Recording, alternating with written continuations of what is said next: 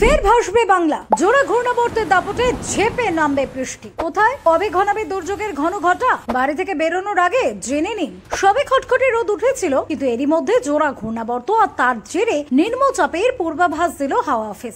আলিপুর আবহাওয়া দফতর সূত্রে খবর, দুটি ঘূর্ণাবর্ত একসঙ্গে হয়ে একটি নিম্নচাপ তৈরি হয়েছে। বর্তমানে সেটি আবার পশ্চিম মধ্য বঙ্গোপসাগর লাগোয়া দক্ষিণ ওড়িশা উপকূল এবং উত্তর অন্ধ্র উপকূলে অবস্থান করছে, আর এর অভিমুখ রয়েছে দক্ষিণ পশ্চিম দিকে। ফলে দক্ষিণবঙ্গের বেশিরভাগ জেলাতেই 25-26 তারিখ হালকা থেকে মাঝারি বৃষ্টিপাত হবে বলে জানিয়েছেন আবহাওয়াবিদরা। 27 ও 28 তারিখ বৃষ্টিপাতের পরিমাণ একটু বাড়বে দক্ষিণবঙ্গে। 29 ও 30 তারিখ হালকা থেকে মাঝারি বৃষ্টিপাত হবে দক্ষিণবঙ্গে, বিশেষত পশ্চিমাঞ্চলগুলিতে বৃষ্টিপাত হবে। উত্তরবঙ্গের জেলাগুলিতে 25, 26, 27 তারিখ বৃষ্টিপাতের পরিমাণ খানিকটা বাড়বে। 28, 29 এবং 30 তারিখ বৃষ্টিপাত আরো বাড়বে উত্তরবঙ্গের জেলাগুলিতে। আলিপুর আবহাওয়া দফতরের পূর্বাভাস অনুযায়ী পশ্চিমবঙ্গের সব জেলাতে বিক্ষিপ্তভাবে বজ্রবিদ্যুৎ হবে। কিছু জেলায় 30 থেকে 40 কিলোমিটার বেগে ঝোড়ো হাওয়া বইতে পারে। মুর্শিদাবাদ এবং উত্তর 24 পরগনায় ঝোড়ো হাওয়া সহ বৃষ্টিপাতের পূর্বাভাস রয়েছে। এছাড়া ভারী বৃষ্টির সম্ভাবনা রয়েছে পূর্ব মেদিনীপুর, 2 দক্ষিণ 24 পরগনা,